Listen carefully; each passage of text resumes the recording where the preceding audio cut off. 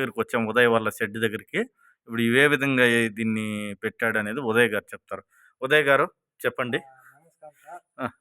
మేము అక్కడ ration mulberry తోట చూపించుకొని వచ్చి మళ్ళీ ఇక్కడ షెడ్లోకి వచ్చినాము. షెడ్ వచ్చి పెద్దపురం గ్రామంలో ఉంది. చిత్తూరు జిల్లా బయటపల్లి మండలం లక్కనపల్లి పంచాయతీ. పెద్దపురం గ్రామంలో సన్నాప్ T Rajanna, T Uday Kumar, T Chandrashekar. మేము ఇక్కడ షెడ్ నిర్ణయించుకొని కట్టుకొని 10 ఏళ్ళకు ముందునే ఇక్కట్లా పట్టు పురుగులు మేపుకుంటా ఉన్నాము. ఇక్కడ వచ్చి ఇప్పుడు ఇవి ఏ స్టేజ్ లో ఉన్నాయి? పైన వచ్చి సీట్లు వేసినాము, కింద వచ్చి ఈ 20 అడుగులు హైట్ పెట్టి కట్టినాము. షెడ్కు ఇట్లా 55 అడుగులు లాంగ్ ఉత్తర దక్షిణము, తూర్పు బొరంట వచ్చి 50 అడుగులు పెట్టి కట్టుకున్నాము. ఇక్కడ వచ్చి మలబరి పట్టు పురుగులు తెచ్చి ఇక్కడ గూళ్ళు నేత్రికలేసి 3 రోజులు అయింది. ఇప్పుడు అర్థం కట్టినాయి, ఇంకా అర్థము ఉన్నాయి, ఈ రోజు కడతా ఉన్నాయి. ఈ విధంగా వచ్చినాయి పంట.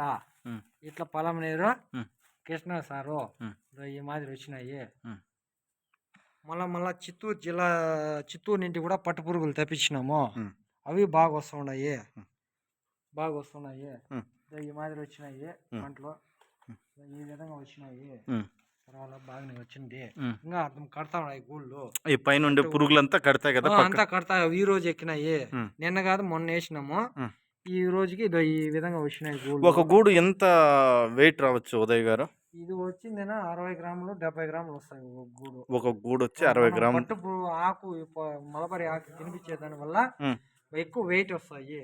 ఇవి వచ్చి కేజీకి వచ్చి ఒక నేత్రికి 1/2 కేజీ విధంగా వస్తాయి. 1/2 కేజీ 1 కేజీ కూడా వస్తాయి. బాగా వచ్చింది పంట. ఎడిపియడానికి ఎంత మందిని పెట్టాలి కూలోళ్ళు? ఎడిపియడానికి కేవలం ఒక 5 మందిని పెడితే 500 నేత్రికలకి ఒక 5 మంది పెడితే ఇడిపించేస్తారు బాగా నీట్ గా. అవునా? పొలం నేరు మార్కెట్ చేస్తే ఇన్స్పెక్టర్ మంచి రేట్ వేస్తారు. ఈ విధంగా వచ్చినాయి గూళ్ళు. ఇవి ఏ జాతికి సంబంధించిన? సిఎస్ఆర్ అంటే వైట్ గూడు.